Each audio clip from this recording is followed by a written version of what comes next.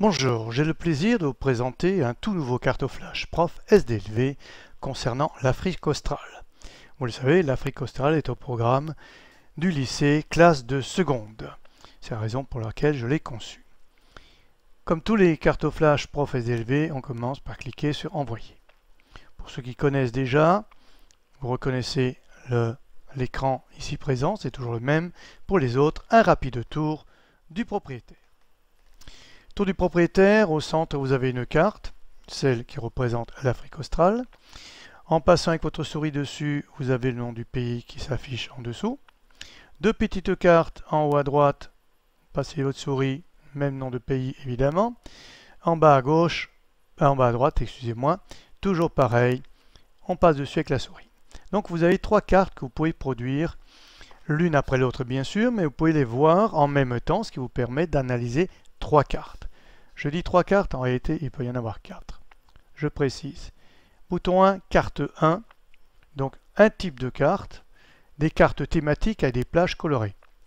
Ces cartes thématiques avec des plages colorées peuvent être produites pour la carte centrale et dupliquées, comme c'est marqué duplication vers le haut, ou vers le bas, au choix. En revanche, carte 2, c'est une carte thématique avec des cercles proportionnels. Vous connaissez, donc vous pouvez la produire dans la carte du centre, par-dessus une carte thématique à des plages colorées, ça fait bien deux cartes. En revanche, vous ne pouvez pas exporter les cartes thématiques avec des cercles proportionnels. La raison est simple, elle n'est pas du tout technique ni informatique, c'est que bien souvent les cercles deviennent assez petits, et donc avec une carte déjà très petite, on ne verrait pas les cercles, c'est la seule raison qui fait que ce n'est pas exportable. C'est tout. Suite du tour de propriétaire, deux boutons qui sont vraiment la marque de la maison. Premier bouton avec des contours schématiques. Vous savez que j'adore produire des contours schématiques pour que l'élève, l'enseignant, celui qui veut bien s'en servir sache sur une feuille rapidement, sur un mur, pas un mur, que dis-je, sur un tableau, reproduire rapidement des contours schématiques pour expliquer quelque chose, pour démontrer quelque chose. Et pour être sûr de bien le produire, vous avez les carreaux de cahier qui vous permettent de le construire. Mais au-delà de la construction, ces carreaux de cahier sont là aussi pour vous permettre le repérage. Ici, par exemple, où se trouve exactement l'Afrique du Sud. Voilà, vous avez les différents pays qui peuvent être repérés grâce aux carreaux de cahier, un peu comme si vous faisiez une bataille navale, pour ceux qui connaissent bien sûr ce jeu-là. Carreaux de cahier et contours schématiques que vous pouvez, tout au long de votre travail, appeler et décocher. C'est ce que nous allons faire maintenant, on va décocher. Autre nouveauté, toujours dans le tour du propriétaire, un bouton « Ajouter des couches ». Ça fait très SIG, c'est très moderne, mais c'est très bien. Vous pouvez rajouter des couches, par exemple les cours d'eau, principale ville. Alors certaines couches qui ont ici un petit bouton vert, vous passez votre souris dessus, vous avez ici le nom de la ville, ainsi que les habitants, dernier recensement qui est indiqué évidemment. Vous avez les noms des pays, superpose, le relief, très intéressant pour commencer une étude de cas, pour commencer une leçon, commence par le relief. Ce relief, vous pouvez le réduire quand, regardez voir, à sa transparence, afin de retrouver en dessous la carte que vous aurez produite, ici on n'a pas produit. Vous pouvez jouer, plus ou moins. Mais surtout, le petit bonhomme vous le dit là, attention de ne pas mettre toutes les couches en même temps, de ne pas les ouvrir en même temps, ça n'a aucun sens. Ne rigolez pas, un enseignant un jour l'a fait, s'est même vanté sur internet d'avoir réussi à le faire, et a même dit que le logiciel n'était pas très adapté. Ce sur quoi je lui ai dit, je lui ai répondu, cher collègue, vous m'avez appris une chose. Pour faire de l'informatique, il ne faut pas que les doigts, il faut aussi un cerveau. Parce que si, dans votre automobile, vous appuyez sur le frein, l'embrayage, l'accélérateur, vous mettez les lumières et le klaxon en même temps, ne vous étonnez pas si votre voiture ne bouge pas. Bien, ceci étant dit, donc on peut revenir en arrière, on a toujours bien sûr les couches qu'on a mises pour les enlever, tout en même temps, poubelle. Et ce n'est pas tout, vous avez encore une spécificité de ce logiciel que nous allons découvrir tout de suite. De quoi s'agit-il? Eh bien, de nombreux enseignants, même des élèves, adorent ou adoreraient, parce que bon, aujourd'hui c'est plus très possible, on n'a pas beaucoup de craie, mais ils adorent tous dessiner sur les cartes pour dire voilà, c'est là, vous voyez cette partie-là, etc. Comment je peux faire ici? Là, je ne peux pas le faire. Alors oui, il y a effectivement des logiciels que l'on peut, où l'on peut dessiner sur l'écran même de l'ordinateur. Bon, c'est pas très pratique tout ça, d'autant que tout n'y figure pas, vous allez bien le voir. Je clique donc sur un bouton ici, dessiner. Alors tout n'y est pas, oui. Vous n'avez pas ce mini-graphe, ce fameux normographe dont je vante personnellement l'obligation pour un bon croquis, un bon schéma de géographie et même pour une leçon de géographie. Parce que si on met ici un rectangle, vous avez un rectangle. Si on met ici, par exemple, une ville, on peut mettre une ville plus importante ici et vous avez deux cercles qui sont totalement proportionnels. Comme sur le mini-graphe que je préconise ou éventuellement sur un autre normographe. Alors ça, c'est déjà quelque chose de très particulier. Vous avez aussi, bien sûr, mes fameux avions ici qui signifient aéroport et les flèches qui vous permettent d'aller dans les deux sens même, ce qui vous permet à vous, avec ici un trait droit, où vous augmentez l'épaisseur. Regardez ce qui se passe. J'ai une épaisseur de 8. Je passe mon trait ici, puisque je suis en noir, je vais rester en noir. Et avec ici le pot de peinture, je le remplis, ça vous donne quoi? Ça vous donne tout simplement une flèche import-export. Ici, je l'ai mise en noir, il faudra bien sûr la mettre en bleu. Vous avez la couleur bleue ici. Donc vous avez ici, pour ceux qui connaissent mes fameux mini-cartos, le même principe. Crayons couleur ici, qui sont dans votre boîte de crayons couleur. Ici, la même configuration, mais vous appuyez moins sur votre crayon. Et ici, vous appuyez encore moins, c'est légèrement. On va faire un petit essai. On va mettre ça en rouge. Très bien. Je mets ça en rouge toujours, plus léger. Voilà. Et je mets un rouge encore plus léger ici. Voilà. Regardez, j'ai bien mes trois rouges à partir d'un même crayon couleur rouge ici. J'efface tout, vous connaissez, poubelle. Je peux bien sûr écrire dessus. Et là aussi, je vous l'ai dit, on peut faire appel du contour schématique, rappel des carreaux de cahier pour travailler. Donc tout ça, c'est fort intéressant, mais beaucoup plus intéressant, c'est effectivement une carte ici. Sinon, ça n'a pas de sens. On peut tout simplement prendre le logiciel qui s'appelle Minicarto, qui est identique, exactement identique à ça.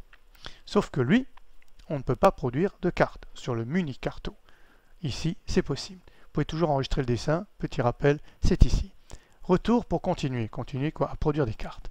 Ici, nous voulons produire des cartes avant tout. Tout le reste, ce sont des compléments très utiles, même nécessaires, mais au départ, le logiciel est fait pour produire des cartes. Alors, comment produire des cartes? C'est un jeu d'enfant. Personne ne peut dire qu'il ne sait pas le faire. On suit simplement. Carte 1, on veut faire des cartes thématiques avec des plages colorées. On clique dessus. Il y a 5 étapes. La 5e étant, j'appuie sur le bouton, pouf, pour que ça parte. Première étape, je choisis une catégorie. Attention, les séries statistiques sont intégrées dans le logiciel. Vous ne pouvez pas en intégrer. En revanche, ceux qui voudraient pourraient me demander d'intégrer telle ou telle série. C'est possible, je le ferai volontiers. Pour le moment, c'est dedans. Je prends densité. Lorsque j'ai cliqué sur la catégorie densité, j'ai toutes les séries statistiques qui sont intégrées. Densité en 61, etc. Comme il n'y a pas que densité, il y a aussi croissance de population. En continuant, en descendant, j'ai les variations de densité. J'ai la variation de population, j'ai la population, j'ai tout ça. Je peux lire tout ça et essayer de le trouver. Qu'est-ce que je fais dans un deuxième temps? Eh bien, je choisis. Je choisis quoi? Je vous l'ai dit, une série statistique. Je veux voir, par exemple, les densités en 1900, bon, le plus proche de chez nous, le plus proche possible, densité en 2016. Je prends densité en 2016, donc j'ai bien les densités en 2016. Troisième étape, je choisis un dégradé de couleur. Vous savez très bien que les plages colorées, il faut la couleur. J'ai tous ces choix-là. En principe, les densités sont en rouge dégradé vers le jaune. Les autres couleurs sont utilisées lorsqu'on en a besoin. Je clique sur mon dégradé, vous voyez que les autres sont atténués. Ça veut bien dire que mon choix s'est arrêté là. C'est juste un petit pense-bête. Ici, Le petit signe aurait suffi, mais c'est pour bien montrer que c'est lui qui est choisi. Et enfin, je choisis un nombre de paliers. Qu'est-ce que c'est que les paliers? Ceux qui ne savent pas, les autres vous savez tous, puisque vous utilisez régulièrement mes logiciels. Eh bien, les paliers, c'est le nombre de groupes. Je classe mes différents pays en 3 groupes, 4 groupes ou 5 groupes. Moins que 3, c'est 2. 2, ça ne sert à rien. Les plus et les moins, ça ne sert à rien. Au moins 3, les plus importants, les moyens et les moins. Ça, oui, ça a une signification, notamment pour les croquis et les schémas. C'est ce qu'on peut très bien dessiner avec des crayons couleurs. Le plus, le moyen, le moins. 3 couleurs, 3 dégradés différents. Le 4 ici, ben, c'est l'intermédiaire entre le 3 et le 5, vous l'avez tous compris. Il est rarement utilisé. Le 5, pourquoi le 5? Parce que c'est le maximum de ce qu'un œil peut déceler, peut distinguer pour une analyse fine. Les manuels qui vous en proposent 7, 8, 9, 10 ou là encore, ça ne sert à rien.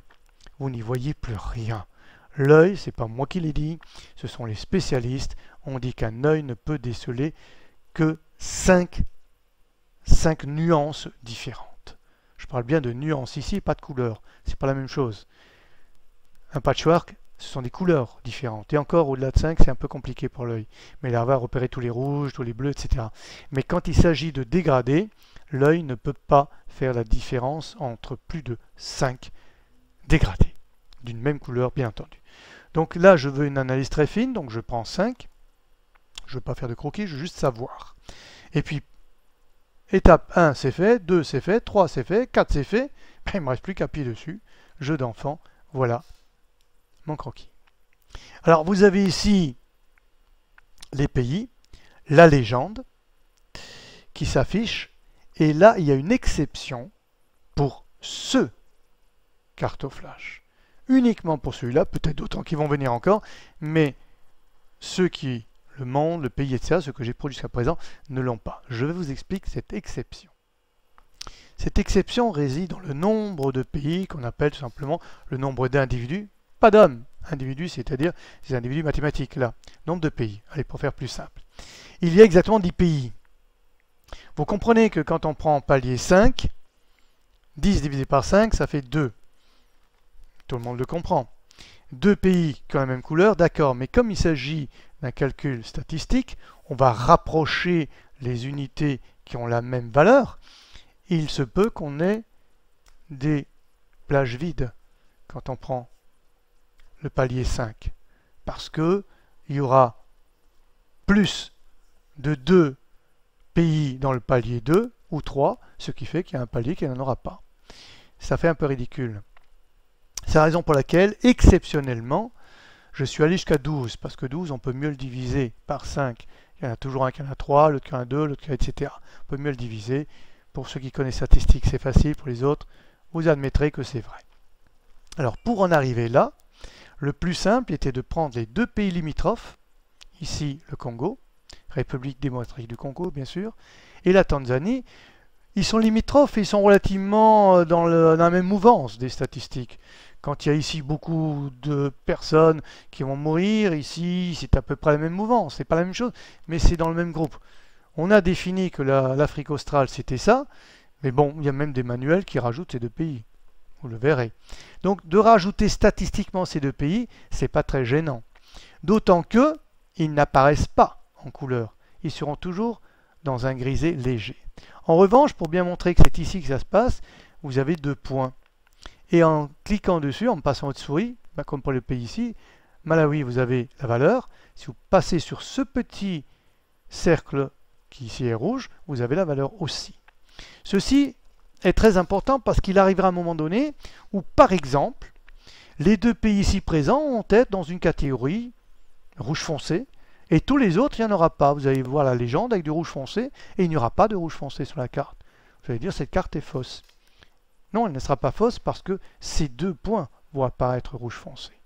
Donc c'est un peu un arrangement que j'ai fait pour avoir des statistiques scolaires ici, qui sont tout à fait valables. Parce que si on se base uniquement sur les 10 pays, toutes les cartes, il y en a énormément, toutes les cartes ne pourront pas être produites correctement. Il y aura fatalement des cartes qui seront assez bizarres. Avec 5 paliers, vous aurez un palier qui sera vide. Pas beaucoup de sens. Vous allez me dire, on passe à 4. Oui, mais comme c'est mathématique, il se peut qu'avec 4 aussi, il y en a un qui soit vide. Alors, pour que ce ne soit pas vide, on passe toujours à 3. Mais parfois, on veut savoir. Donc ici, c'est une exception pour ce logiciel. Chaque fois que je produirai des logiciels à exception, je le signalerai et vous aurez toujours, bien sûr, ici, les deux petits points. Alors, je le reporte ici en duplication vers le haut. Les deux petits points sont toujours, mais en peine visibles. Vous voyez ? Et je peux produire une autre carte ici avec la même rapidité que tout à l'heure. Alors, je ne vais pas le faire pour ne pas prolonger, je vais les produire hors votre vue. Regardez. Ou ne regardez pas d'ailleurs. Voilà, j'ai produit donc rapidement pour vous 3 cartes. En bas, j'ai mis les densités en 2016. J'ai mis la population en haut de 0 à 14 ans en 2017. Les statistiques dont je dispose sont gratuites. Et ici au centre, le chômage total par rapport à la pourcentage par rapport à la population en 2017 aussi. Voilà, vous pouvez ici commencer par interpréter. Quand la population jeune est très importante, globalement, on a moins de chômage. Question pourquoi? Évidemment, vous chercherez les réponses avec votre enseignant. Si vous êtes enseignant, vous avez tout loisir de trouver les réponses. Ici, il s'agit simplement de montrer qu'on peut, sur un même écran, comparer 3 cartes à plage colorée, ce qui, dans les manuels, n'est pas possible. Et la plupart des logiciels de cartographie automatique ne le permettent d'ailleurs pas non plus. Il faudrait déjà faire 3 écrans, etc., etc. Ce qui devient un peu petit compliqué. Ici, c'est sur le même écran et construit, vous avez vu, de la même manière. Simplement, je clique sur dupliquer en haut, dupliquer en bas et c'est tout. Quand j'ai fait ça, je peux aussi surimposer ou d'ailleurs le faire sans rien. Là, on va le faire sans rien, regardez. Je peux le mettre par-dessus ou sans rien, regardez, sans rien. J'efface tout. Poubelle. Je crée une carte avec des cercles proportionnels. Cette fois-ci, il n'y a plus que 4 étapes. Il y en a une qui saute. Laquelle? Vous avez bien compris? C'est celle des paliers. Il n'y a pas de palier puisque les cercles sont proportionnels. Ce n'est pas vous qui décidez, c'est la valeur qui le décide. Ici, je vais calculer, par exemple, faire la carte des réfugiés. Population, je connais, je viens de le faire. Donc, des réfugiés qui sont ici. Stock international de migrants, c'est-à-dire combien de migrants. En 2015, c'est la statistique dont je dispose, toujours gratuite. Les cercles, je les veux de quelle couleur? J'ai le choix, rouge, vert, marron, bleu ou noir. Noir, c'est quand même pas très joli. Alors, pourquoi j'ai plusieurs coloris possibles? Ici, il s'agit surtout d'éviter que les couleurs ne se confondent. Si je fais une carte à plage colorée avec des fonds rouge à jaune, je ne vais pas surimposer une couleur rouge. Ce ne serait pas très visible, donc je vais en choisir une autre. Mais parfois, la couleur peut aussi avoir une signification. Ici, stock de migrants. Allez, on va pas discuter. Au hasard, je vais prendre la première couleur, je vais mettre en rouge. J'ai donc dans ma catégorie population réfugiés migrants. Le thème choisi, c'est-à-dire les statistiques intégrées, stock international des migrants total en 2015. J'ai décidé de prendre la couleur rouge. Et je clique bien sûr sur le même bouton que tout à l'heure. Et voilà ma carte. Là, il n'y a pas de cercle dans mes deux pays. Vous avez remarqué. Pourquoi? Parce que là, il n'y a pas de palier, il n'y a pas de regroupement. Il y a un stock, je clique dessus, enfin je passe la souris plutôt, on me donne la valeur du cercle. Il y a 10 cercles, 10 pays, il y aura 10 cercles. Il n'y en aura pas un de plus ou un de moins, et il n'y a pas ici de palier. Cette carte-là, je l'ai précisé tout à l'heure, ne peut pas être exportée. Parce que regardez la taille de ce cercle-là, qui est proportionnelle. Angola est proportionnelle à l'Afrique du Sud. Si je le mets ici, on ne verra strictement rien. C'est la seule raison. Là-dessus, en premier ou en deuxième, peu importe la chronologie, je peux mettre une carte. Ici, par exemple, donc les densités. On va toujours prendre la plus récente, parce qu'en 2060, ça n'aurait franchement aucun sens. Densité en 2016, toujours le même fond, peu importe, c'est rouge, tant pis pour moi. Voilà, donc vous avez ici les densités et le stock international des migrants. On peut analyser cette carte et elle n'a pas trop de sens, mais enfin c'est juste pour montrer que c'est possible. Alors évidemment, j'ai dit ne pas mettre les couleurs. On va donc en profiter pour la changer. C'est tout en bas, voilà. Et on va mettre cette fois-ci du brun qu'on verra mieux. Voilà. Vous avez compris comment ça fonctionne? Cette carte est totalement produite gratuitement par vous. Vous en faites autant que vous voulez. Ça ne s'use pas, c'est pas comme une savonnette. Au contraire, ça vous permet de bien réussir. Merci, jusqu'à la prochaine.